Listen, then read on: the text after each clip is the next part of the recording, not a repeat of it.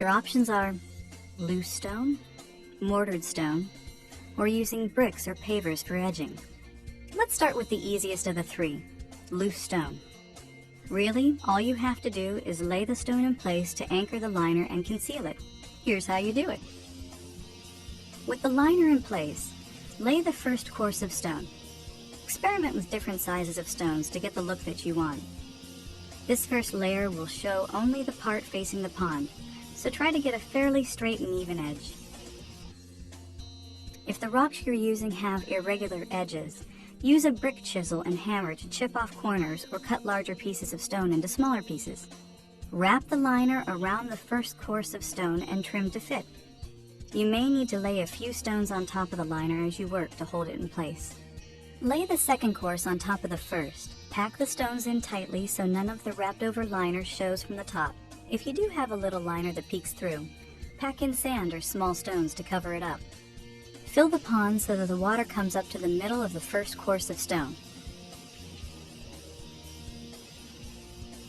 Next, we'll take a look at mortared stone edging. For some water features, you'll want the permanence and stability of mortared edging. Mortared stone is an ideal edging for water features where children are likely to walk along the edge of the water garden. Mortar holds stones in place, preventing children from tripping on loose stone. The edge can't become dislodged. Here's how you add this type of edging to your in-ground water feature. As you lay the edging, you may need to cut the stones to fit them snugly together. To do this, place the edge of the brick chisel along an imaginary line you'd like to cut, and give it a few hard taps with a hammer. The stone should break along the groove. Mix the mortar according to the package directions. Use a bucket for a small amount and a wheelbarrow for a large amount. Spread a layer of mortar on the shelf that you dug out for the edging. Place stones on the layer of mortar. Nestle them slightly into the mortar to ensure good contact, but avoid displacing the mortar so much that it oozes out of place. You can do just one course of stone or several, depending on the edging height you want. As you lay each course, tuck mortar around the joints and smooth it, removing spillovers or excess with a wet rag or sponge as you work. Allow the mortar to dry and cure at least 3 days before filling the water feature. If you want a more formal edging for your water feature, try brick. Brick is a classic edging. It has been used for centuries to create edging around formal water features. Brick will bring that same sense of order and formality to your new water garden feature. Brick and its modern cousin, concrete paving stones, create attractive and uniform edging. Both are good choices for water features surrounded by grass because it makes for an easier mowing situation. Brick offers classic great looks when surrounded by gravel, flagstone, or more brick. For best results, use mortar when laying brick edging to hold it firmly in place. When adding brick to a flexible liner, you first need to dig a ledge for the brick and lay the underlayment and liner. Make sure the liner comes up and around the side of the ledge so that the water can come up onto the brick, concealing the liner. If you've installed a flexible liner, simply pack the mortar directly on top of the liner. Then lay the brick, tucking mortar between bricks as shown.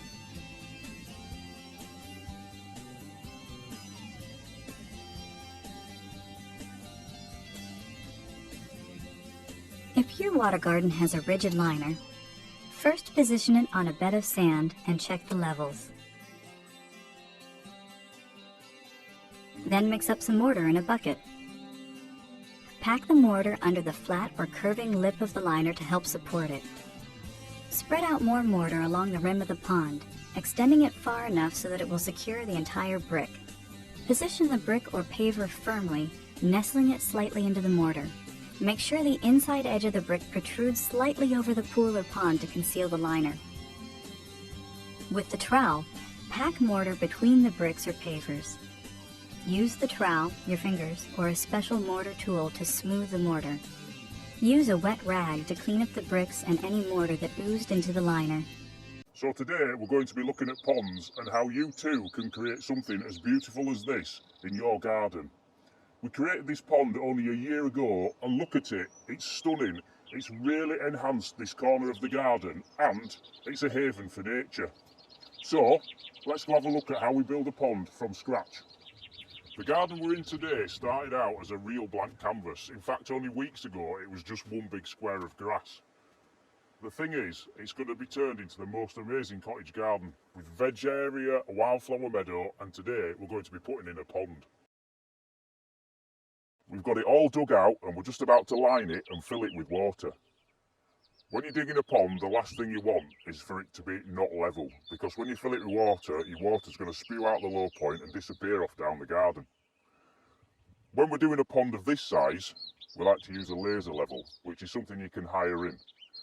However, if you're building a pond in your back garden, you might not need this bit of kit, and we're going to show you how you can do it at home.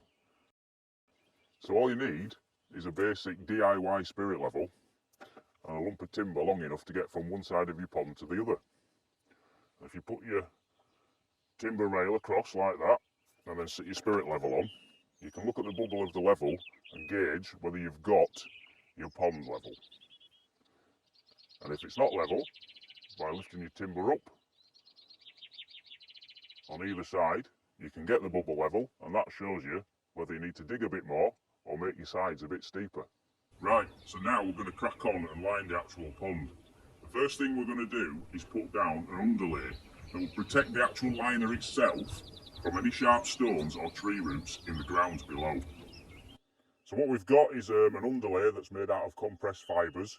It comes on a roll and we roll that out across the pond. It's about 2 metres wide, so we roll it across the pond, we cut it off and then we open it out to that 2 metre width. We then move on to the next section of pond that needs lining with the underlay and we do the same process again. At this point, it's always a good idea to kick your wellies off and actually get into the pond. And just check that there's no debris on top of your underlay. Because if there is, when you put the actual liner in, it's going to pierce holes in it, and that you do not want.